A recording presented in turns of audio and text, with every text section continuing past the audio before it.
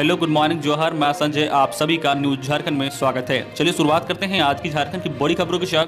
पहली बड़ी खबर की बात करें तो हंगामे के बीच सदन में 7,323 करोड़ का अनुपूरक बजट हुआ पेश। झारखंड विधानसभा का बजट सत्र 26 फरवरी 2021 से शुरू हो गया है। सोमवार को बजट सत्र के दूसरे दिन चालू वित्त वर्ष 2020-21 का द्वितीय अनुपूरक बजट पेश किया गया। इस दौरान विपक्ष का जोरदार हंगामा भी रहा। इसी हंगामे के बीच सदन में वित्त मंत्री डॉक्टर रामेश्वर उरांव ने 7,323 करोड़ का अनुपूरक बजट पेश किया। सदन में अनुपूरक बजट पेश तब किया जाता है जब विभिन्न योजनाओं के लिए आम बजट पर्याप्त नहीं होता है, लेकिन इन योजनाओं पर सरकार को खर्च करने के लिए भी राशि की जरूरत होती है। अगली बड़ी खबर की बात करें तो जूनियर डॉक्टरों का अल्टीमेट। झारखंड में एक सप्ताह तक काला बिल्ला लगाकर काम करेंगे। एरियर का भुगतान नहीं हुआ तो एक सप्ताह के बाद नहीं देखेंगे मरीज। झारखंड में जूनियर डॉक्टर, सीनियर रेजिडेंट डॉक्टरों ने बकाया एरियर भुगतान को लेकर विरोध शुरू कर दिया है।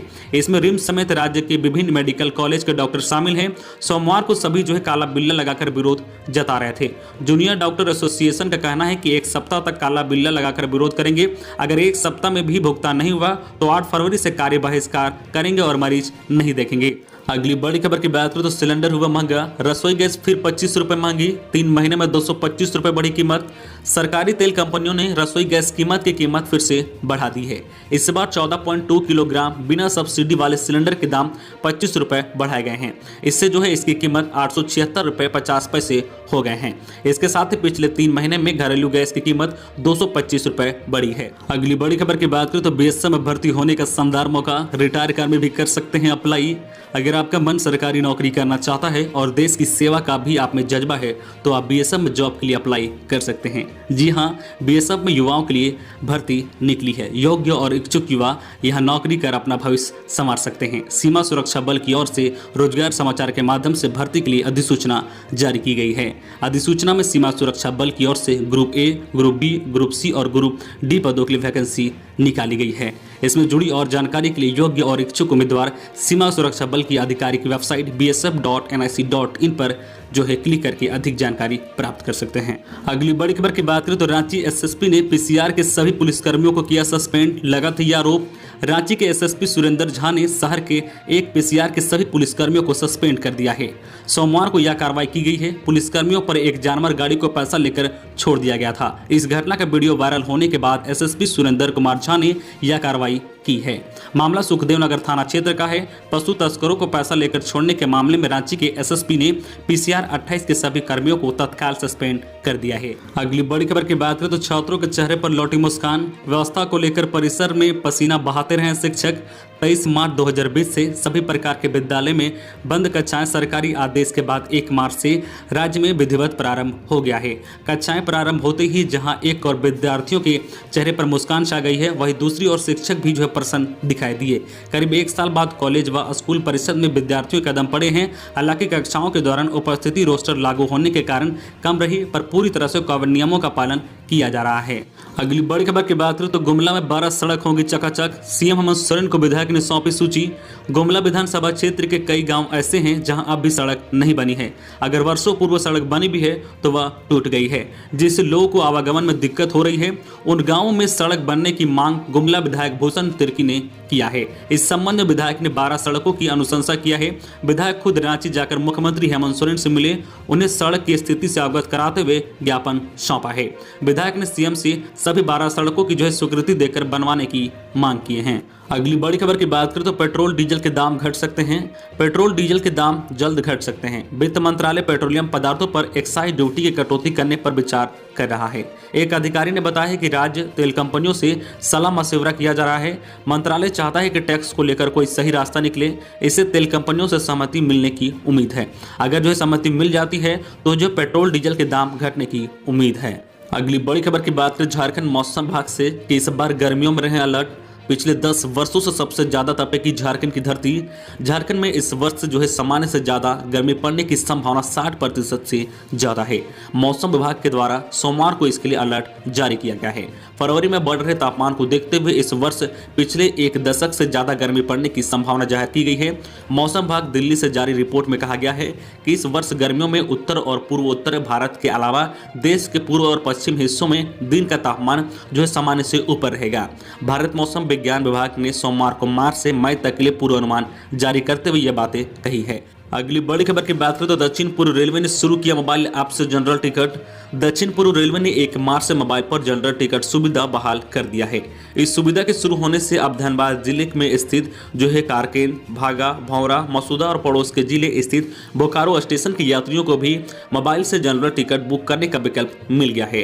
टिकट काउंटर पर लगने वाली भीड़ का हिस्सा नहीं बनना होगा और एक क्लिक करते ही टिकट उनके मोबाइल पर आ जाएगा। दक्षिण पूर्व रेलवे 1 मार्च से इस मोबाइल ऐप के माध्यम से जनरल टिकट जारी करने का ऐलान कर दिया है। इसका फायदा बोकारो, रांची और जमशेदपुर के यात्रियों को मिलेगा। अगली बड़ी खबर की बात करें तो कृषि क्षेत्र में बजट पर मोदी। पीएम ने कहा कि समय आ गया है कि खेती में प्राइवेट सेक्टर का योगदान बढ़े, किसान गेहूं चावल उगाने तक ही सीमित न रहे। प्रधानमंत्री नरेंद्र मोदी ने सोमवार को कहा कि कॉन्ट्रैक्ट फार्मिंग हमारे देश में पहले से होती आ रही है। उन्होंने यह भी कहा कि एग्रीकल्चर सेक्टर में रिसर्च एंड डेवलपमेंट को लेकर ज्यादातर योगदान पब्लिक सेक्टर का है। अब समय आ गया है कि इसमें प्राइवेट सेक्टर का योगदान भी बढ़े। जो है होलिस्टिक अप्रोच चाहिए, पूरा साइकिल होना चाहिए। हमें किसानों को ऐसा विकल्प देना चाहिए कि वह गेहूं चावल उगाने तक ही सीमित ना रहें। प्रधानमंत्री कृषि बजट क्षेत्र में लागू करने को लेकर जो हुए वेबिनार को संबोधित कर रहे थे। प्रधानमंत्री ने आगे कहा कि हमें किसानों को ऐसी टेक्नोलॉजी और ऐसे बीज उपलब्ध कराने हैं जो जमीन के लिए उपयोगी हो और जिसमें जो है न्यूट्रिशन की मात्रा भी हो। हमें जो है एग्रीकल्चर सेक्टर से जुड़े स्टार्टअप को बढ़ावा देना होगा। अगली बड़ी खबर की बात करें तो किसान आंदोलन। राकेश टिकैत बोले सरकार की खामोशी इशारा कर रही है कि आंदोलन के खिलाफ कुछ तो होने वाला है। 3 कृषि कानून के खिलाफ किसानों का प्रदर्शन अभी भी जारी है। इसी बीच भारतीय किसान यूनियन के नेता राकेश टिकैत ने आशंका जताई है कि किसान आंदोलन के खिलाफ केंद्र सरकार कुछ तो खिचड़ी पका रही है। उन्होंने कहा कि सरकार की खामोशी इशारा कर रही है कि आंदोलन के खिलाफ कुछ तो होने वाला है। 15 से 20 दिनों से सरकार खामोश है, वह किसी न किसी तैयारी में लगी है। किसान नेता ने आगे बताया है कि हम तब तक दिल्ली से वापस नहीं जाएंगे जब तक कानून को लेकर उनकी मांगें पूरी नहीं हो जाती। अब केंद्र सरकार को फैसला करना है कि आंदोलन कब खत्म होगा। अगली बड़ी खबर की बात करें तो रांची और देवघर सिविल कोर्ट में 6 मार्च तक फिजिकल सुनवाई पर रोक। रांची सिविल कोर्ट के करीब 1 दर्जन अधिवक्ताओं के कोरोना संक्रमित होने के बाद 2 मार्च से सिविल कोर्ट में फिजिकल सुनवाई बंद कर दी गई है। न्यायायुक्त ने इस संबंध में आदेश जारी कर दिया है। आदेश में कहा गया है कि 2 मार्च से 6 मार्च तक सिर्फ जो है वर्चुअल सुनवाई होगी। इसकी सूचना जिला बार संघ को भी दे दी गई है। सिविल कोर्ट के वकीलों को कोरोना संक्रमण से बचने के लिए फिजिकल सुनवाई पर रोक लगा दी गई है। पिछले दिनों सिविल कोर्ट के करीब 1 दर्जन वकील कोरोना संक्रमित पाए गए थे। इसके बाद जो है एसोसिएशन ने बार भवन को बंद कर दिया है और उसे सैनिटाइजर किया जा रहा है। देवघर सिविल कोर्ट में भी फिजिकल सुनवाई बंद कर सिर्फ वर्चुअल सुनवाई की जा रही है। अगली बड़ी खबर की बात करें तो आईसीएसई 12वीं की परीक्षा 8 अप्रैल से पर मुख्य थ्योरी 5 मई से, 10वीं की परीक्षा 5 मई से। Counselling for the Indian school certificate examination ने कक्षा 10वीं और 12वीं की परीक्षा की डेट शीट जारी कर दी है। 12वीं की परीक्षा 8 अप्रैल से शुरू होगी। मुख्य थ्योरी का एग्जाम 5 मई से शुरू होगा। 10वीं की परीक्षा 5 मई से शुरू होगी। दोनों जो है परीक्षाओं का टाइम टेबल जो है आईसीएसई बोर्ड की वेबसाइट जो है ICSE.org पर जारी कर दिया गया है। परीक्षाओं से संबंधित गाइडलाइन दी गई है। 10वीं और 12वीं परीक्षाओं के कुछ विषयों के समय पर भी बदलाव किया गया है। अगली बड़ी खबर की बात करें तो झारखंड में ओबीसी आरक्षण बढ़ाने पर कांग्रेस के मंत्री ने कही ये बातें। राज्य सरकार अन्य पिछड़ा वर्ग के आरक्षण का प्रतिशत बढ़ाने पर विचार करेगी। संसदीय कार्य मंत्री अलमगीर आलम ने सदन को यह भरोसा दिलाया। उन्होंने कहा कि इस विषय पर विचार के लिए एक कमेटी का गठन किया जाएगा। विधायक दीपिका पांडे सिंह और प्रदीप यादव ने जो है शोरगुल के बीच कुछ देर के लिए चले सदन में जो है ध्यान आकर्षण के माध्यम से इस विषय को उठाया। दीपिका पांडे सिंह ने ओबीसी को आबादी के अनुसार आरक्षण देने का मामला उठाया। उन्होंने इस बात पर अन्य राज्यों में किए गए प्रावधानों का हवाला दिया। यह भी कहा कि महाराष्ट्र की तर्ज पर ओबीसी की हितों की रक्षा के लिए अलग से मंत्रालय भी बनाया जाए। अगली बड़ी खबर की बात करें तो खेल निर्देशक ने लिया नेशनल हॉकी की तैयारियों का जायजा। झारखंड के खेल निर्देशक जिशान कमर ने सोमवार को सिमडेगा पहुंचे। सिमडेगा में आगामी 10 मार्च से आयोजित होने वाले national hockey sub junior championship के मद्देनजर तैयारियों का जायजा लिया। आगामी 10 मार्च से आयोजित होने वाले 11वें national hockey sub junior championship की तैयारी जोरों पर है। 10 मार्च को सूबे के मुखिया हेमंत सोरेन इन चैंपियनशिप का उद्घाटन करेंगे। कल जो है झारखंड के खेल निर्देशक जिशान कमर भी चैंपियनशिप की तैयारी का जायजा लेने सिमडेगा जो है स्ट्रोटर्फ स्टेडियम पहुंचे। सिमडेगा उपायुक्त सुशांत गौरव ने उन्हें तैयारियों के हर एक पहलू से रूबरू कराया। तो ये थी आज की झारखंड के टॉप बड़ी खबरें। इसी तरह झारखंड की हर छोटी बड़ी खबर देखने के लिए आप हमारे चैनल न्यूज झारखंड चैनल को सब्सक्राइब करके बेल आइकन प्रेस कर दीजिए, जिससे आपको झारखंड की हर छोटी बड़ी खबर का अपडेट आप तक पहुंचता रहे। तो आज के लिए बस इतना ही, हमें दीजिए इजाजत, फिर मिलते हैं नेक्स्ट न्यूज में।